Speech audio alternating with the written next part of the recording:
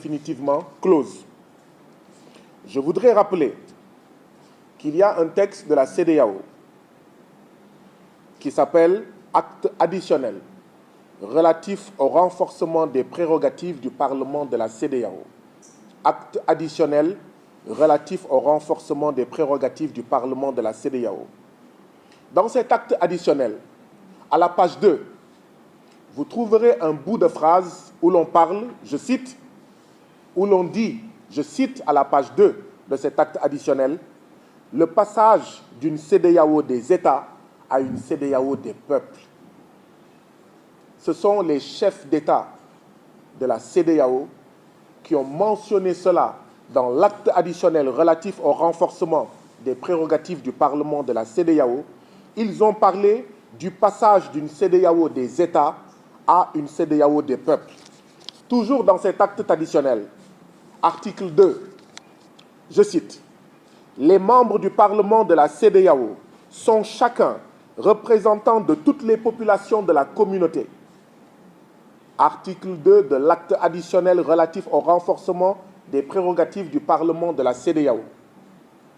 Je cite, « Les membres du Parlement de la CEDEAO sont chacun représentants de toutes les populations de la communauté. » Autrement dit, moi, député au Parlement de la CEDEAO, Guy Marius Sagna, quand j'arrive au Parlement de la CEDEAO, je ne représente pas le Sénégal. Je représente les peuples de tous les États membres de la CEDEAO. Donc ceux-là qui disent qu'il y a déjà suffisamment de problèmes au Sénégal pour parler des problèmes des autres pays de la CEDEAO, ils font une erreur. Tous les députés de la CEDEAO ne représentent plus leur seul peuple, ils représentent tous les peuples de la CEDEAO. Si l'on ne veut plus que le député Guy Marius Sagna, député au Parlement de la CEDEAO, si on ne souhaite plus qu'il évoque la situation du peuple gambien, du peuple guinéen, du peuple bissau-guinéen, du peuple ivoirien, nigérian, libérien, sierra-léonais, ghanéen, togolais, béninois, etc., eh bien, la seule chose à faire, c'est qu'il faut empêcher que Guy Marius Sagna ne devienne un député de la CEDEAO. Parce qu'à partir du moment où Guy Marius Sagna ou tout autre individu, citoyen de la communauté, on en fait un député de la CEDEAO, automatiquement, voilà l'article 2. Les membres du Parlement de la CEDEAO sont chacun représentant de toutes les populations de la communauté. Article 3. Le Parlement de la CEDEAO est l'Assemblée représentative des populations de la communauté. Article 3 de l'acte additionnel relatif au renforcement des prérogatives du Parlement de la CEDEAO. Je voudrais que cela soit clair une bonne fois pour toutes. Je sais que le Parlement de la CEDEAO ne fait rien pour faire connaître au peuple de l'Afrique de l'Ouest leurs droits, pour faire connaître au peuple de l'Afrique de l'Ouest ce qu'est le Parlement de la CEDEAO et ce que ce Parlement doit faire. Je sais que l'actuel bureau du Parlement de la CEDEAO ne veut pas que les peuples de l'Afrique de l'Ouest sachent quels sont les droits qu'ils ont sur le Parlement de la CEDEAO, mais quels sont les devoirs de ce Parlement à leur endroit. Eh bien, mon rôle, c'est justement un des problèmes que j'ai avec une partie de l'actuel Parlement de la CEDEAO, avec une partie des chefs d'État de la CEDEAO.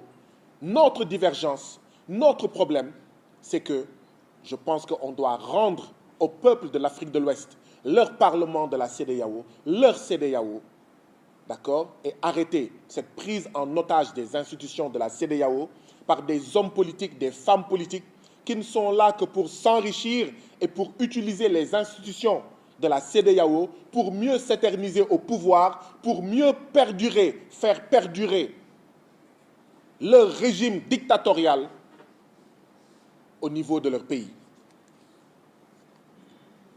J'ai également entendu dire certains, et c'est l'occasion de lever toutes les équivoques.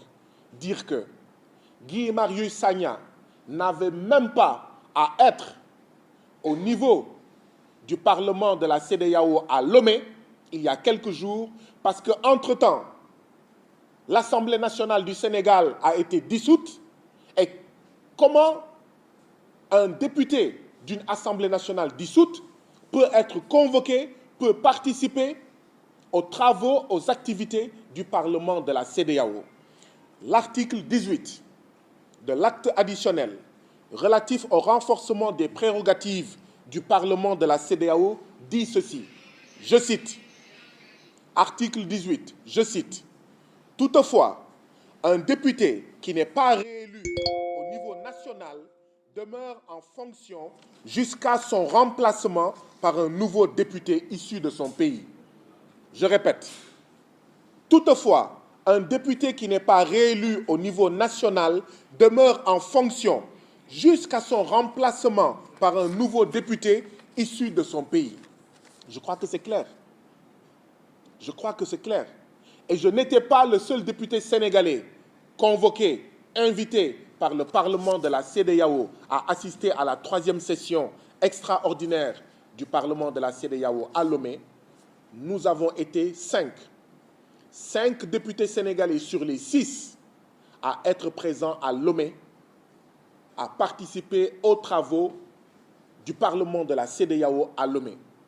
Donc ceux qui disent qu'un député d'un Parlement, d'une Assemblée nationale dissoute ne doit pas participer aux activités de la CEDEAO, ils font de l'amalgame, ils font une erreur, ou alors ils font preuve de mauvaise foi. Donc je voulais régler cela définitivement. Et enfin, toujours sur les rappels, parce que je crois que quand les chrétiens ont des problèmes, ils retournent à la Bible pour régler leurs problèmes. Quand les musulmans ont des problèmes, ils retournent au Coran pour dire voilà ce que le Coran dit, voilà comment le Coran a tranché. Quand des citoyens ont des problèmes, ils retournent à la Constitution et au niveau des lois et règlements. Eh bien, quand on veut s'exprimer sur les affaires de la CEDEAO, il faut retourner aussi sur les textes de la CEDEAO. Et l'article 29, toujours de l'acte additionnel, auquel je fais référence depuis le début de mon propos, son article 29 dit ceci, je cite.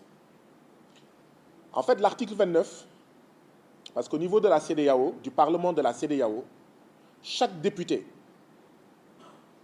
pour entrer en fonction, doit prêter serment. Et l'article 29 parle du serment qui est prononcé par chaque député au moment de son entrée en fonction. L'article 29 dit ceci. Voilà les mots que doit prononcer un député quand il est installé au Parlement de la CEDEAO. Je cite. « Je m'engage sur l'honneur à servir fidèlement les intérêts des populations de la communauté et à ne céder à aucune pression directe ou indirecte d'un État membre ou d'un autre groupe. » Fin de citation. Je répète. Je m'engage sur l'honneur à servir fidèlement les intérêts des populations de la communauté et à ne céder à aucune pression directe ou indirecte d'un État membre ou d'un autre groupe. Voilà les différents articles qu'il me semblait important de mettre à votre disposition, vous, professionnels de la presse, vous, Africains qui nous suivez, vous, Ouest-Africains, membres des pays de la CEDEAO, qui nous écoutez et qui nous regardez. Parce que ces articles-là expliquent plein de choses, vont déterminer beaucoup de choses, et je suis persuadé qu'après la lecture de chaque article, certains d'entre vous, vous êtes en train de dire cette conférence de presse pourrait se terminer là. Parce qu'avec ces articles-là, les choses deviennent claires, deviennent davantage claires, deviennent beaucoup plus claires. Alors, je voudrais rappeler aussi, toujours dans cet acte additionnel, article 4. L'article 4 de cet acte additionnel évoque les objectifs du Parlement de la CEDEAO. Je vais en citer quelques-uns parce qu'il y en a plusieurs. Parmi ces objectifs de la CEDEAO, il y a contribuer à la mise en œuvre efficiente et efficace des politiques et des objectifs de la communauté. Or, je rappelle que parmi les objectifs de la communauté, il y a la vision 2020 de la CEDEAO qui prône, ce dont je parlais tout à l'heure, le passage d'une CEDEAO des États à une CEDEAO des peuples.